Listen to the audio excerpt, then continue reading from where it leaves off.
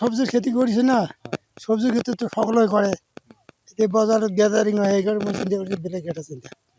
ধুবুৰীতে দিন ষ্ট্ৰবেৰী চাই আনি খাই পেলাই ভাল লাগিছে, স্বাদটো ভাল লাগিছে। সেইকাৰণে মই মনত স্থিৰ কৰিছোঁ না ষ্ট্ৰবেৰী খেতি যেনি তেনি আগত কৰিবলৈ।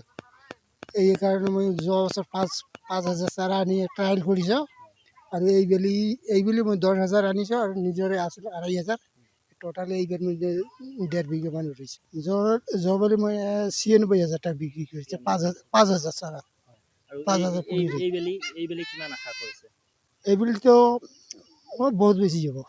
এইটো হিমাচল ৰাজ্যৰ যে কি ৰাজগড়ৰ পৰা পাইছোঁ মালচিং পেপাৰ দিছে, পলিচেট দিছে, তাৰ পৰা 1,000 পুলি দিছে। এইটো তেওঁলোকৰ নিজৰ পাৰ্চনেল। মোৰ হিচাপত পাচলিৰ লগতে বেলেগ খেতিও কৰিব লাগে। চব্জিৰ খেতি কৰিছে না, চব্জিৰ খেতিটো সকলোৱে কৰে। এতিয়া বজাৰত গেদাৰিং হয়, সেইকাৰণে মই চিন্তা কৰিছোঁ বেলেগ এটা চিন্তা। ধুবুৰীতে দিন ষ্ট্ৰবেৰী চাই আনি খাই পেলাই ভাল লাগিছে, স্বাদটো ভাল লাগিছে। সেইকাৰণে মই মনত স্থিৰ কৰিছোঁ না ষ্ট্ৰবেৰী খেতি যেনি তেনি আগত কৰিবলৈ। এইকাৰণে মই যোৱা বছৰ 5,000 চাৰা আনি ট্ৰায়েল কৰিছোঁ। আৰু এইবেলি মই 10,000 আনিছোঁ আৰু নিজৰে আছিল 2,500। টোটালি এইবাৰ মই 1.5 বিঘা মান ৰুইছোঁ। যোৱাবাৰ মই 96,000 টাকা বিক্ৰী কৰিছোঁ 5,000 চাৰা। 5,000 পুলি এইবেলিতো বহুত বেছি যাব।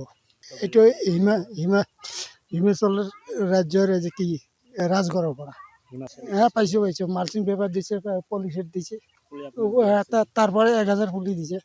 এইটো তেওঁলোকৰ নিজৰ পাৰ্চনেল। মোৰ হিচাপত পাচলিৰ লগতে বেলেগ খেতিও কৰিব লাগে।